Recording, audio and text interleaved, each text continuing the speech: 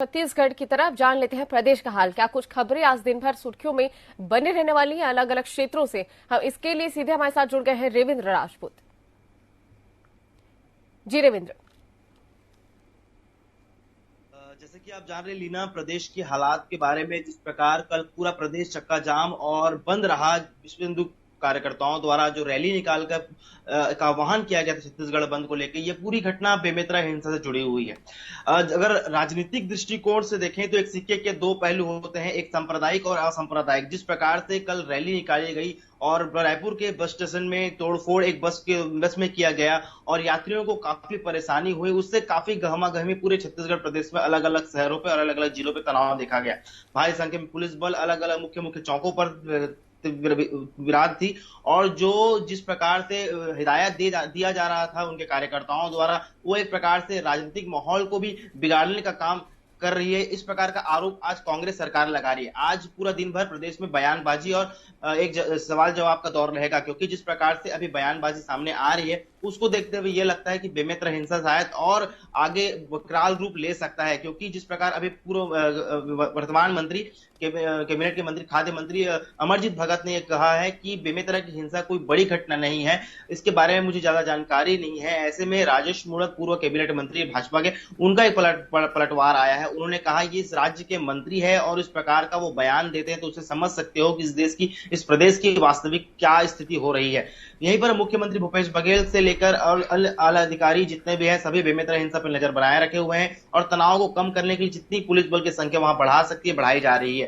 कल के अरुण साव जी 3 बजे जो प्रदेश अध्यक्ष भाजपा के हैं, वो बेमेतरा हिंसा में खत्म हुए भुवनेश्वर साहू के परिवार से मिलने गए, जिन्हें बीरनपुर गांव से पहले ही पुलिस कर्मियों द्वारा रोक दिया गया। वो वहां पर धरने में बैठ गए और कहा गया कि हम उनसे केवल मुलाकात करने जा रहे हैं। तो उसके बाद पुलिस द्वारा उन्हें गिरफ्तार किया गया, लेकिन बाद में देर बाद समझाइश के बाद उन्हें छोड़ दिया गया। लेकिन फोन पर उन्होंने घर के परिवार वालों से बात की और उन्हें सांत्वना दिया कि भाजपा सरकार उनके साथ खड़ी है। अन्य जगहों में बात करते हैं तो अलग अलग जिलों से जो रिपोर्ट आई है आगजनी को लेके और कई जगह तोड़फोड़ की भी शिकायत मिली, लेकिन ऐसे में भाजपा ने बीएचपी को समर्थन किया था। उस पर कांग्रेस के संचार प्रमुख सुशील आनंद शुक्ला का बड़ा बयान आया। उन्होंने कहा है कि इस सांप्रदायिक हिंसा को बड़े स्तर पर बढ़ाने के काम राष्ट्रीय आरएसएस और भाजपा द्वारा किया जा रहा है। क्योंकि जिस प्रकार से आम लोगों जिनकी रोजी रोटी एक छोटे दुकान से एक ठेले से चलती है, उसे बंद कराने की कोई अर्थ नहीं होता, क्योंकि वो भी हिंदू है और उस प्रकार के अगर ये कृत्य को करते हैं तो इसमें नुकसान खुद भाजपा का और खुद आरएसएस का रहेगा। तो इस प्रकार का बयानबाजी का दौर रहा।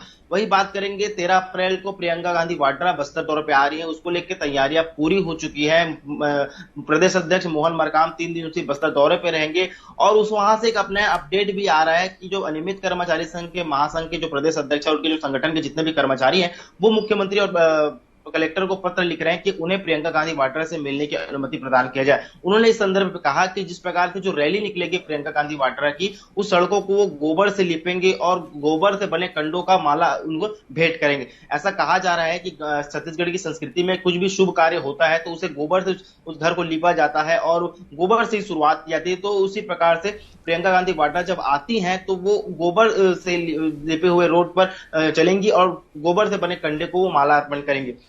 ये इन चीजों को लेकर अभी बस्तर से खबरें आ रही हैं। रायपुर की बात करें तो कल जिस प्रकार मध्याह्न भोजन रसोईया संगठन की प्रदेश अध्यक्ष नीलू ओगरे को पुलिस ने गिरफ्तार कर लिया था, तो उसके लिए जनता जोगी पार्टी के युवा मोर्चा के प्रदेश अध्यक्ष प्रदीप साहू और अन्य संगठनों द्वारा यहां पर सीएम हाउस घेराव करने के लिए निकला गया, लेकिन पुलिस द्वारा उन्हें सागौन बंगला में रोक लिया गया और उन्हें धरना स्थल पर निवास घेराव करने की अनुमति नहीं दी गई। उसके बाद वो रात तक वहीं बैठे रहे। जितने भी रसोईया संघ के महिलाएं थे वो वहीं बैठी रही और वहीं सोई रही, जिसको लेकर उन्होंने काफी आपत्तिजनक किया कि अगर 5:30 बजे तक उन्हें रिहाई नहीं किया गया तो फिर उग्र आंदोलन करेंगे।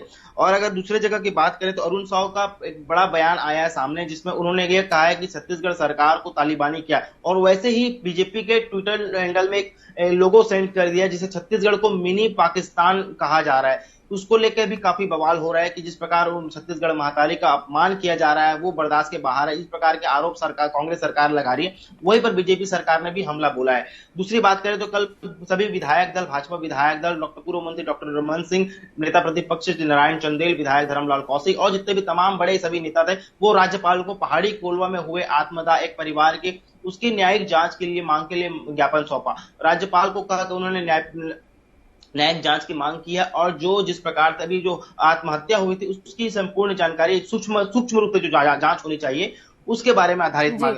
लेकिन पत्रकार वार्ता के दौरान जब बेमेतरह हिंसा की बात हुई तो उन्होंने ये भी कहा कि सरकार उन लोगों को संरक्षण दे रही है जो दंगा को बढ़ाने और फैलाने का काम कर रहे हैं। ऐसे में क्यों पता नहीं सरकार क्यों जिस प्रकार से अभी वर्तमान में 4-5 साल में जो और अन्य जिलों में इस प्रकार की घटनाएं हो रही हैं उसके लिए सरकार क्यों खामोश है, क्यों कानून व्यवस्था को संभाला नहीं जा रहा। क्योंकि अन्य जिलों की बात करें तो अन्य जिलों में भी ऐसी घटनाएं ऐसी चीजें हो चुकी है, उसके लिए पुलिस पहले से अलर्ट क्यों नहीं है। कल ही की बात करते हैं जिस प्रकार से विश्व हिंदू परिषद का पूरा छत्तीसगढ़ को बंद करने का आह्वान था, तो वहीं बेमेतरह में ही कुछ उस बीरनपुर गांव से कुछ दूर एक शून्य मकान में किसी आंदोलनकारियों ने आग लगा दी। ऐसी खबरें आई थी जिसका विजुअल पूरे छत्तीसगढ़ ने देखा। अचानक उस घर में सिलेंडर पड़ा था, वो भी ब्लास्ट हो गया जिसमें कुछ पत्रकार और वहां के कुछ पुलिस वाले घायल हुए। इसको लेकर भी वहां पर कड़ी आपत्ति जताई गई कि ये कैसे किस विश्व हिंदू परिषद के कारण हुआ या अन्य कारण, उसकी जांच अभी तक चल रही है।